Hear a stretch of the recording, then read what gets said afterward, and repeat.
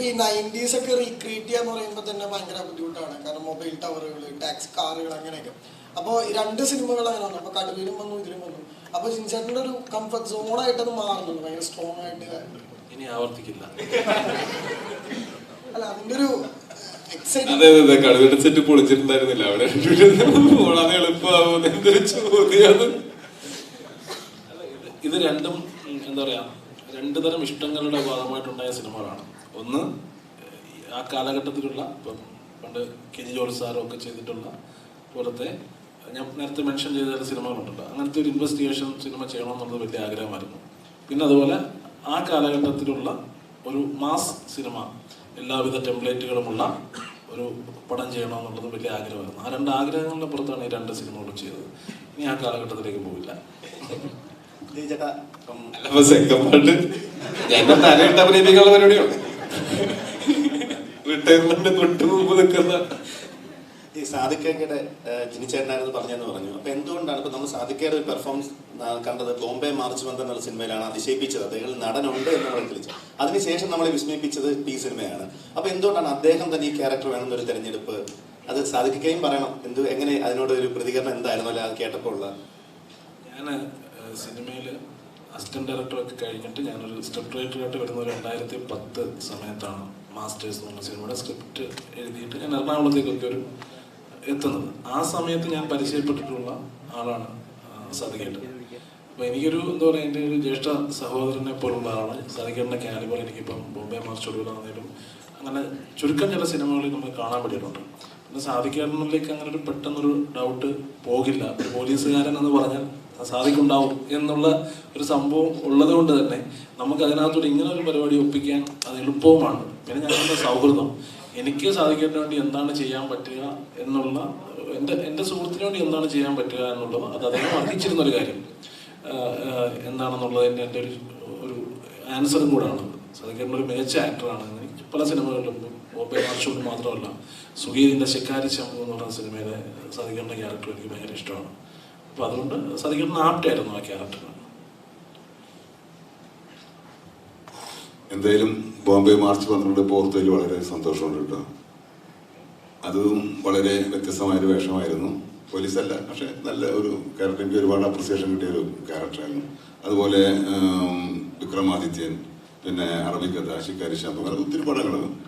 ഇത് എന്തുകൊണ്ട് ഇത് ഞാൻ തന്നെ ചെയ്യാമെന്ന് ഞാൻ ജിനുവിനോട് പറഞ്ഞ പ്രധാന കാര്യം വെച്ചാൽ, ആ ജോണറിൽ ഒരുപാട് ക്യാരക്ടർ ഞാൻ ചെയ്തിട്ടുള്ളതാണെങ്കിലും പക്ഷെ ഇതിനൊരു ഔട്ട്സ്റ്റാൻഡിങ് സംഭവം ഉണ്ട് എന്ന് മനസ്സിൽ ഉറച്ചത് കൊണ്ടാണ് ഇതന്നെ ഞാൻ ചെയ്യാം എന്നുള്ള രീതിയിലെത്തിയത്.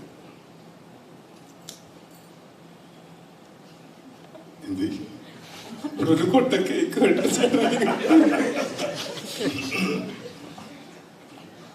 സാധിക, ഒരു മലയാള സിനിമയിൽ ഒരു റൊമാൻറ്റിക് കാലഘട്ടം അല്ലെങ്കിൽ ഫാമിലി സിനിമകൾ വന്നുകൊണ്ടിരുന്ന ഒരു സമയത്ത് പെട്ടെന്ന് 5-ാം പാതിര പോലൊരു സിനിമ വന്നിട്ട് അതിൽ ഇന്ദ്രൻസിന്റെ കഥാപാത്രം എടുത്തു പറയുകയുണ്ടായി. കാരണം പ്രത്യേകിച്ച് ആക്ഷൻ അങ്ങനത്തെ ഒന്നുമില്ല, ഡയലോഗും പ്രസന്റേഷനും കൊണ്ട് മാത്രം ആ കഥാപാത്രം വേറെ ലെവലായിരുന്നു.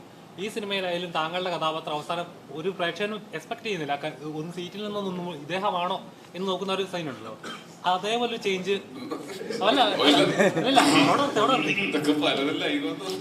ഒന്നുമില്ല. ജിനി വ്യക്തമായിട്ട് പറഞ്ഞു തന്നിട്ടുണ്ടായിരുന്നു, ഈ കഥാപാത്രം ഇങ്ങനെ ഒരു സോഫ്റ്റ് ആയിട്ടുള്ള ഒരു ക്യാരക്ടറാണ്, അത് അങ്ങനെ തന്നെ പോയാൽ മതി. അതേപോലെ കഥാപാത്രത്തിന് വെയിറ്റിംഗ് ആയിരുന്നു. അതേപോലെ കഥാപാത്രത്തിന് വെയിറ്റിംഗ് ആയിരുന്നു 100%. എനിക്കത് ഞാൻ പറഞ്ഞില്ല, ഞാൻ ജിനി തന്നതില് എനിക്ക് ഞാൻ വളരെയധികം ജിനോട് താങ്ക്ഫുള്ളാണ്.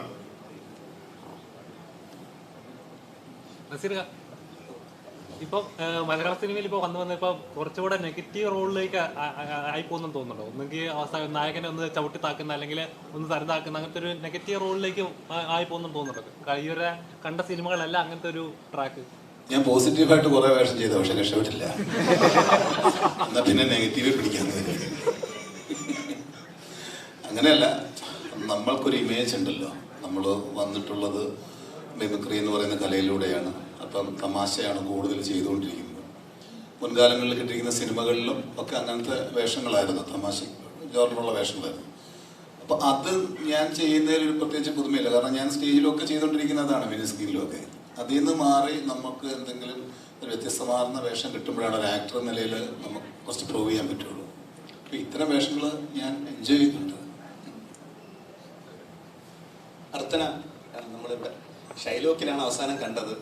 അപ്പം മുത്തുകവ് പിന്നെ കാർത്തിക്കൊപ്പമുള്ള സിനിമകളിലൂടെ അർച്ചനയ്ക്ക് പെട്ടെന്നൊരു സിനിമയിൽ നിന്ന് മാറിപ്പോയിട്ട് ചെറിയൊരു ഇടവേള. എന്ത് പറ്റി അങ്ങനെ ഒരു ഇടവേള സംഭവിക്കാൻ? അല്ല, എങ്ങനെയാണ് പിന്നെ ഈ സിനിമയിലേക്ക് സംവിധാനങ്ങളോട്ടോ എങ്ങനെയാണ് ഈ അർച്ചനെ തന്നെ ഈ ഒരു റോളിലേക്ക് തിരിച്ചു കൊണ്ടുവരാം എന്നൊരു രണ്ടുപേരും പറയണം. തിരിച്ചു കൊണ്ടുവരാൻ അർച്ചന എവിടെയും പോരായിട്ട് എനിക്ക് തോന്നുന്നു. പ്രേക്ഷകർ കണ്ടില്ല. തമിഴിലൊക്കെ പടങ്ങൾ ചെയ്യുന്നുണ്ടായിരുന്നു. നമ്മൾ ഈ ക്യാരക്ടറിന് ഒരു ഓപ്ഷൻ വന്നപ്പോൾ നമുക്ക് ആ സമയത്ത് അർച്ചനയുടെ പേര് ജിൽസാറാണ് എനിക്ക് സജസ്റ്റ് ചെയ്യുന്നത്. അപ്പൊ അത് നോക്കിയിട്ട് ഓക്കെ ആണെന്നുള്ള രീതിയിൽ വന്നതല്ല. തിരിച്ചു കൊണ്ടുവരാന്നുള്ളതൊന്നും നമ്മളെങ്ങും ഓർത്തിട്ട് പോലും ഇല്ല കേട്ടോ. കിട്ടുന്ന അവസരങ്ങളിൽ നല്ല നോക്കിയല്ലേ എനിക്ക് അഭിനയിക്കാൻ പറ്റുമോ. എന്നെ മലയാളത്തിൽ നിന്ന് സിനിമകളിലേക്ക് വിളിക്കൂ പ്ലീസ്. ഞാൻ വന്ന് അഭിനയിക്കുന്നതായിരിക്കും. വിളിക്കണ്ടേ?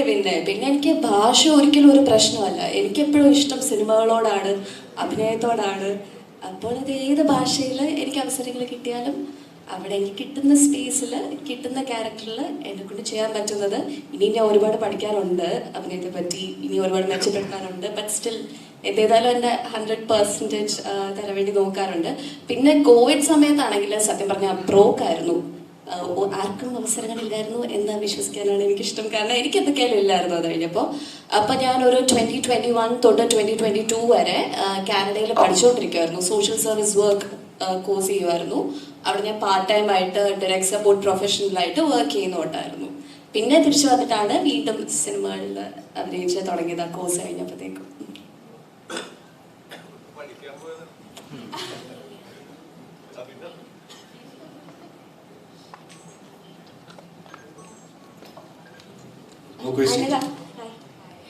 നമ്മൾ കാതലിൽ കണ്ട അനഘേനല്ല ഈ സിനിമയിൽ കാണുന്നത്. കാതലിന് ശേഷം മുമ്പും ശേഷവും പ്രൊമോഷൻസ് ഒക്കെ കണ്ട അനഘയ്ക്ക് അനഘേതായിട്ടുള്ള ഒരു ചിന്തകളും കാര്യങ്ങളൊക്കെ ഉണ്ടായിരുന്നു. അതൊക്കെ ഭയങ്കര വ്യത്യസ്തമായിരുന്നു. പക്ഷേ ഈ സിനിമയിലേക്ക് വരുമ്പോൾ 80s ഇതിലേക്കാണ് വരുന്നത്. ഒട്ടും പ്രതീക്ഷയില്ല അനഘേനെ അങ്ങനെ ഒരു ക്യാരക്ടർ. അപ്പോൾ അനഘ ഈ ക്യാരക്ടർ കേട്ടപ്പം എന്തായിരുന്നു തോന്നിയത്? ഫസ്റ്റ് കേട്ടപ്പോൾ തന്നെ ഉറപ്പിച്ചു എന്തായാലും ചെയ്യാമെന്നാണ്. ഞാൻ ഐ വാസ് വെയിറ്റിംഗ് ഫോർ ഇങ്ങനത്തെ ഒരു റോൾ. എന്തെങ്കിലും ഒരു നാടൻ ക്യാരക്ടർ ഞാൻ കാണിച്ചു തരാം ചെയ്യാൻ പറ്റും എന്നുള്ളത്. കാരണം എല്ലാവരും എന്നെ കാണുന്ന പറ്റി ആദ്യം ചെയ്തു തുടങ്ങിയപ്പോൾ തൊട്ട് ടോം ബോയ് ക്യാരക്ടേഴ്സ്, കുറച്ച് ബോൾഡ് ആയിട്ടുള്ള ക്യാരക്ടേഴ്സ്, അതിലിങ്ങനെ എന്നെ പിടിച്ചു വെച്ചേക്കുമായിരുന്നു. ഇപ്പൊ കാതലിൽ അതൊരു ബ്രേക്ക് ആയിരുന്നു എനിക്ക് ശരിക്കും പറഞ്ഞു. കിട്ടിയിരുന്നൊരു ബ്രേക്ക് ആയിരുന്നു കാതലിൽ വന്നിരുന്നു. അതിന്നും ഒട്ടും പ്രതീക്ഷിക്കാതെ ഇപ്പൊ എല്ലാവരും ചോദിച്ചാൽ അത് അതിന് മുമ്പ് ചെയ്താണോ, ഈ അന്വേഷിപ്പിങ്ങടത്തും അതിന് മുമ്പ് ഷൂട്ട് ചെയ്താണോ, അതിനും ലുക്ക് മാറിയത് ആർക്കും എല്ലാവർക്കും നീ അങ്ങനെ ആ മുഖം ഉണ്ടോ നിനക്ക് എന്നുള്ളതാണ്. I am very happy. അതാണ് എനിക്കതാണ് as an actor I want to do more characters like that where എൻ്റെ ക്യാരക്ടർ മാറ്റി വെച്ച് എനിക്ക് ഇനി പ്രൊജക്ട് ചെയ്യണം. So I am really happy for this. എനിക്ക് ഡവിൻ അതാ എനിക്ക് ആദ്യം ഒരു ചെറിയ കോൺഫിഡൻസ് പറയുക എനിക്ക് നടത്തത്തില്ല, ബോഡി ലാംഗ്വേജ് ഒക്കെ മാറ്റണ്ടേ. എൻ്റെ നടത്തമൊക്കെ ഭയങ്കര ഒരു സർട്ടൻ രീതിയുണ്ട്. സോ ഇതൊക്കെ മാറ്റാൻ എനിക്ക് ആദ്യം ഒരു കോൺഫിഡൻസ് കുറവുണ്ടായിരുന്നു. ആദ്യമൊക്കെ ഒത്തിരി പണി കിട്ടിയായിരുന്നു. എന്നിട്ട് ഡാവിൻ എനിക്ക് ഇച്ചിരി കോൺഫിഡൻസ് തന്നാണ് ഞാൻ റൂമിലിരുന്ന് നടന്ന് പ്രാക്ടീസ് ചെയ്തു നാടൻകുട്ടിയായിട്ട്. It worked. I am really happy. നിങ്ങളുടെ ഡിസൈനർ ഹോം എന്ന സ്വപ്നം യാഥാർത്ഥ്യമാക്കുന്നു. Sanbird designed by concepts.